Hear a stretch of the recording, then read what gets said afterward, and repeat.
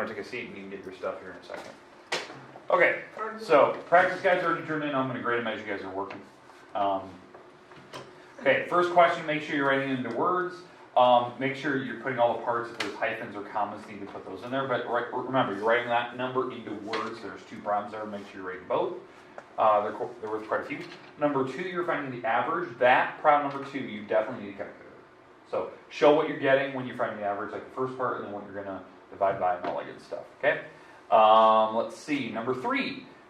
Simplify that problem down. It should only go a few steps and you get down to your final answer, but at least show some steps, like some work that you're doing. Don't just write down your answer, like show some work, in case you get it wrong. I don't know how you would, but let's just make sure you show it. 4, factor tree. All the numbers that multiply, you do that. So make sure you're doing that. There's a few, but make sure you're listing them all out. If you forget any pairs, that's when I start counting points off.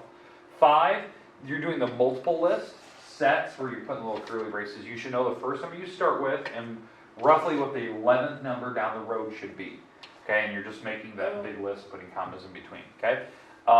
6, you're going to break that up using the prime numbers. Prime numbers are written on the board. Okay. All right. Make sure that when you bring that down, you're going to list off what your prime numbers are off to the side because you circle them as you do that, and go on. 7, you're dividing those, so make them improper. Do your little special rule, like it's called a reciprocal, and then you can multiply.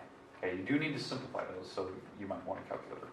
8, do your little reciprocal first, little special rule, then you can get to breaking them down and multiplying and whatnot. Let's see, 9, you're going to add. Just make sure on like sum and difference, you have the denominator is really important on those, so just make sure you know that. That answer should be easy. I'm not too worried about that one. That one's probably one of the easier problems on here. 10, you do not need to make those mixed numbers improper. You can just worry about your common denominator and then add from there. 11, subtraction. This is probably the most easy problem on your test. Just make sure that you worry about your denominator, then you can find the difference. Okay, and it should be pretty easy. 12. You don't need to worry about changing those mixed numbers to improper. You can just keep them where they're at. Just worry about your denominator and subtract. And then 13 and 14 are multiplying. 13, you definitely need to make it improper. And then you can break things down from there. Okay. I think they're pretty easy. I try to pick easy numbers so you wouldn't have to worry about it.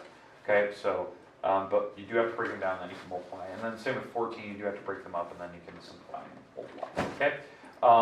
Make sure that you're showing as much work as possible.